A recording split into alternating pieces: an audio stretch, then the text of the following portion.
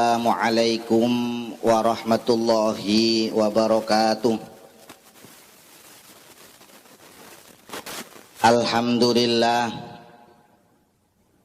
Alhamdulillahilladzi an'ama alaina bi ni'matil islami wal imani wal ihsan. Wassalatu wassalamu ala sayyidina Muhammadin sayyidil insi wal jan wa ala alihi wa sahbihi walladzina dzawit tuqa wal irfan. Asyhadu an la ilaha illallah al-malikul bayan wa asyhadu anna sayyidana Muhammadan abdu wa rasuluhu sayyidul khalaiqi wal jan. Qala Allah Ta'ala fi kitabihil karim wa huwa asdaqul qailin. A'udzu billahi minasy syaithanir rajim. Laqad kana lakum fi Rasulillahi uswatun hasanah liman kana yarjullaha wal yawmal akhir wa dzakarallaha katsira. Shadaqallahul azim wa shadaqa rasuluhun nabiyyul karim. Wa nahnu ala dzalika minasyahidin wasyakirin walhamdulillahi rabbil alamin. Hadratil muhtaramin, para alim ulama, para asatidz,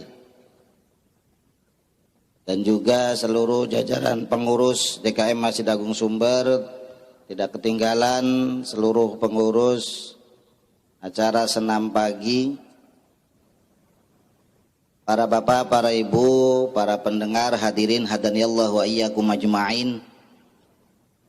Tentu seperti biasa dan harus dibiasakan untuk senantiasa mengawali sesuatu dengan ungkapan rasa syukur kita kepada Allah Subhanahu wa taala.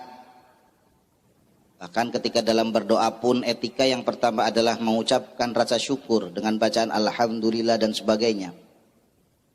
Sekali lagi, walaupun ini sudah biasa dan memang harus dibiasakan, adalah memulai sesuatu dengan bersyukur kepada Allah Subhanahu wa taala, karena tanpa taufik hidayah inayahnya kita tidak bisa hadir di tempat ini, baik dalam rangka memenuhi keinginan pribadi yaitu menjaga kesehatan, ataupun yang menjadi tugas utama kita dalam rangka beribadah, salah satunya adalah dengan thalabul ilmi.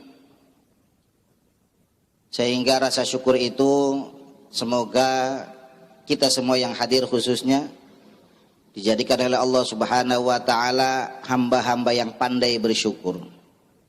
Sebab sudah dinas, sudah ditentukan.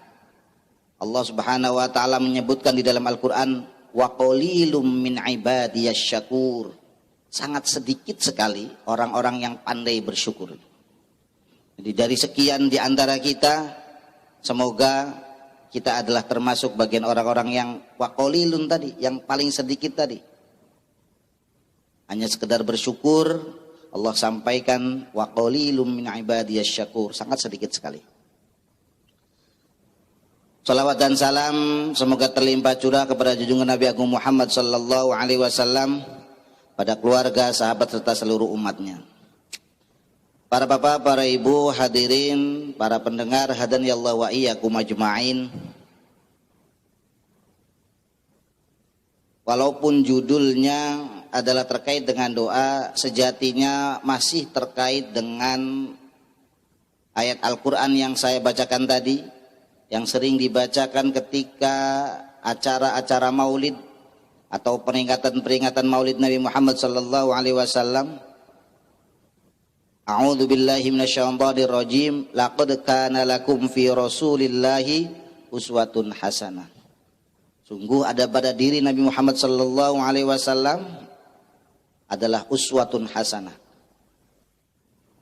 Liman kana yarjullaha wal yawmal akhir. Bagi siapa? Bagi Allah, bagi orang-orang yang mengharapkan ridha Allah dan paham terkait bahwasanya adanya hari akhir, adanya hari pembalasan. Dilanjutkan wa dzakarallaha katsira. Dan bagi orang-orang yang senantiasa berzikir kepada Allah dengan sangat banyak.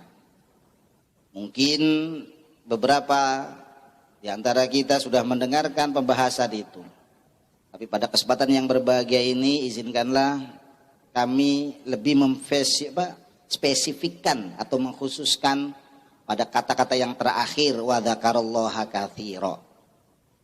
Mengingat Allah dengan sangat banyak atau memperbanyak mengingat Allah. Dan ini bagi orang-orang yang mengingat Allah dengan banyak ini bagian dari orang-orang yang kelak mampu menjadikan Rasulullah sebagai uswatun hasanah. Di salah satu oleh-oleh Maulid Nabi, salah satu oleh-oleh ketika kita keluar dari Rabiul Awal adalah senantiasa memperbanyak zikir, sebab dengan itulah salah satunya kita akan menjadikan Rasulullah sebagai uswatun hasanah. Para bapak, para ibu, hadirin hadanallahu wa iyyakum ajma'in. Kenapa judulnya adalah berdoa? Karena salah satu di antara fungsi berdoa adalah mengingat Allah. Sehingga akan ada relevansinya ketika kita membiasakan diri apapun itu dengan cara berdoa. Ad-du'a, berdoa itu bukan hanya sekedar mengangkat tangan, bukan hanya sekedar ketika kita itu mengharapkan sesuatu, tapi hakikatnya kita adalah dalam hidup dan kehidupan diliputi sebuah rasa doa. Doa itu kalau dalam literatur bahasa kita, bahasa Indonesia misalnya, itu kalau dari orang yang atas atau orang yang derajatnya lebih tinggi ke derajat yang lebih bawah, itu namanya perintah. Dalam bahasa Arab menggunakan juga redaksi kata-kata da'a. Terkadang da'a karena mungkin menganggap sesama setara, artinya mengajak. Dakwah, da'a. Tetapi ketika dari sesuatu yang lebih rendah pada yang lebih tinggi, bahasa kita namanya harapan, permintaan. Dalam bahasa Arabnya doa. Jadi doa itu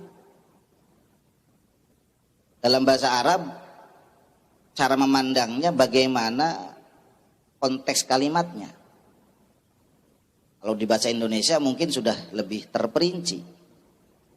Ketika pimpinan kita memerintahkan, ya perintah namanya. Keinginan pemimpin untuk bawahannya, harapan pemimpin yang dilakukan untuk bawahannya adalah perintah. Tapi kalau dari bawah ke atas, permintaan. Nah, tapi dalam bahasa Arab ya semuanya doa.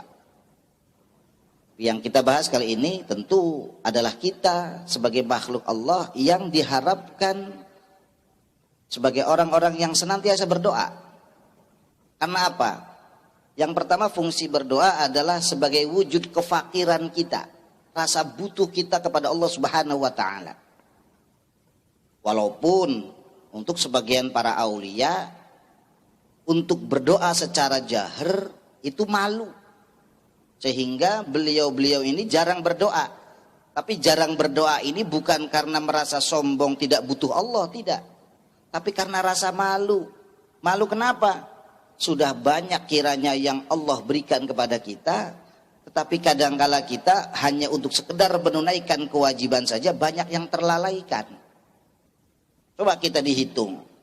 Coba kita hitung ketika misalnya sejak bangun tidur hingga kita tidur kembali. Berapa nikmat Allah yang sudah diberikan kepada kita? Kalau istilahnya 24 jam, 24 jam yang Allah berikan hanya untuk sekedar satu biji mata saja. Saya yakin kita tidak akan bisa membalasnya, membayarnya, mengembalikan daripada sebuah hakikat nikmat itu sendiri. Belum lagi 2 biji mata, belum lagi nikmat yang ada pada seluruh tubuh kita, termasuk pada keluarga kita, bahkan bangsa kita. Bisa dibayangkan Pak Bu, kita sehat, kita punya ilmu, Kita punya keinginan untuk beribadah, tetapi dalam suasana perang misalnya. Subhanallah. Bagaimana mungkin itu akan bisa kita lakukan dengan apalagi senam seperti ini, Pak Haji. Kadang-kadang sesama saja sudah saling membantai, saling membunuh dan sebagainya. Jadi kenikmatan yang Allah berikan pada diri kita saja, itu belum tentu kita bisa membayarnya. Belum bisa kita menunaikannya. Maka wajar ada sebagian para ulama, para waliullah, itu malah malu untuk berdoa. Berdoa itu meminta. Sudah banyak nikmat yang Allah berikan, kita masih minta lagi. Padahal kewajiban-kewajibannya belum tentu kita tunaikan dengan sepenuh hati. Kita tunaikan dengan sebenar-benarnya. Maka wajar akan ada para ulama yang senantiasa ketika berdoa itu ya malu, jarang berdoa. Lebih banyak adalah mengabdikan diri beribadah kepadanya. Tapi dari sisi yang lain, secara syariat tetap Allah memerintahkan kepada kita untuk berdoa. Sebagai wujud rasa fakir kita, rasa butuh kita kepada Allah Subhanahu wa taala. Jadi doa salah satu fungsinya atau fungsinya yang pertama adalah sebagai rasa butuh kita kepada Allah. Sebab apa? La haula wala quwata illa billahil aliyyil azim. Kalaupun toh kita ini misalnya mampu punya tenaga, siapa yang memberikan kekuatan kemampuan itu? Bahkan ketika kita menginginkan untuk melaksanakan kebaikan sekalipun, hakikatnya adalah karena hidayah dari Allah Subhanahu wa taala. Di dalam Al-Qur'an disebutkan a'udzubillahi minasyaitonirrajim wa ma tasya'una illa ayyasha Allahu rabbul alamin. Di akhir surat At-Takwir disebutkan bahwa apapun yang kita kehendaki hakikatnya adalah kehendak Allah Subhanahu wa taala. Artinya apa? Hidayah, keinginan kita untuk berbuat baik sekalipun adalah merupakan anugerah dari Allah Subhanahu wa taala. Sehingga setiap waktu, setiap saat, kapanpun kita, dimanapun kita butuh Allah Subhanahu wa taala. Maka dari itu, rasa butuh itu kita wujudkan dalam bentuk doa. Yang kedua, fungsi doa adalah sebagaimana yang tadi kita temakan yang awal adalah untuk mengingat Allah. Terkadang dengan kita tidak berdoa, hampir bisa dipastikan kita lupa kepada Allah Subhanahu wa taala. Apalagi nanti kelak hasilnya yang kita dapatkan jangan-jangan akan kita akui sebagai hasil karya kita. Contoh misalnya, ketika kita mau bekerja, karena kita tidak berdoa, hasil dari kerjaan itu akan kita jadikan sebagai bentuk kemampuan kita. Saya punya uang ya karena saya bekerja. Coba dibandingkan dengan ketika kita bekerja, diawali dengan doa Bismillahirrahmanirrahim, la haula wala quwata illa billah. Tentu harapannya sembari memahami maknanya. Bismillahirrahmanirrahim. Dengan nama Allah, dengan menyebut nama Allah, tawakkaltu 'alallah, saya berpasrah, bertawakal kepada Allah.